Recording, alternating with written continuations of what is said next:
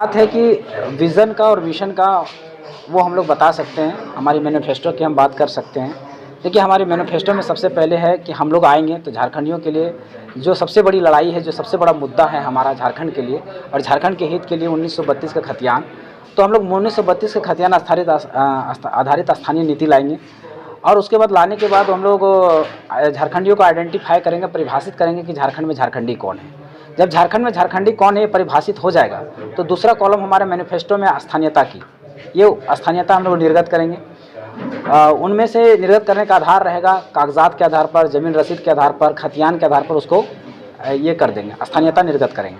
उसके बाद तीसरा जो रहेगा वो नियोजन नीति का रहेगा। नियोजन नीति में हम लोगों ने कहा है कि सी और डी की जो नौकरियां होगी उसमें 90% हमारे झारखंड के बच्चों को नौकरी लगनी चाहिए सी और डी में, और जो प्राइवेट कंपनियां हैं और जो ऑफिसर्स के पोस्ट हैं उसमें 75% हम झारखंड के बच्चों को देने का प्रयास करेंगे। देखिए, सी और डी की नौकरियों में 90% ऐसा नहीं कि केवल झारखंड में ही, सी और डी की नौकरियों में आंध्र प्रदेश हो गया, तेलंगाना हो गया, ऐसे राज्य हैं जिसमें 90% तक सीटें रिजर्व कर चुकी हैं। तो हम लोग को भी करना कोई बड़ी बात नहीं है, वो हम कर सकते हैं। टुंडी विधानसभा क्षेत्र से बहुत सारे ग्रामीण जो हैं कि वोट का बहिष्कार कर रहे हैं, उस पर आप लोग क्या प्रतिक्रिया देंगे?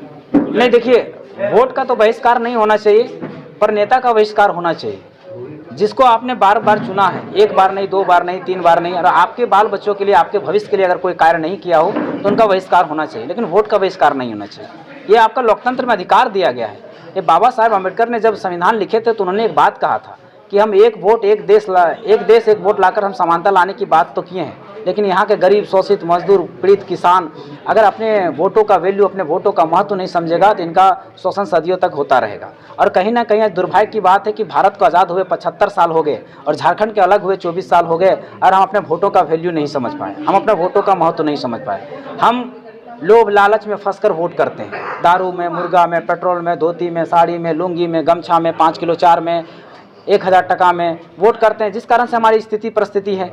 तो पहले जनता को कहना पड़ेगा कि इसको बायकॉट करना चाहिए, धोती साड़ी में प्रलोभन को बायकॉट करना चाहिए।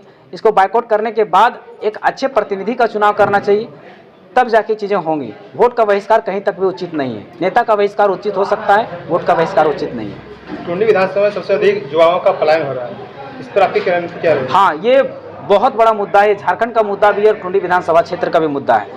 देखिए, जब झारखंड मुक्ति मोर्चा की सरकार बनी थी उस समय उन्होंने वादा किया था कि हम 5 लाख सरकारी युवाओं को नौकरी देंगे, तो 5 लाख तो छोड़ दीजिए, 5000 भी नहीं दे पाई।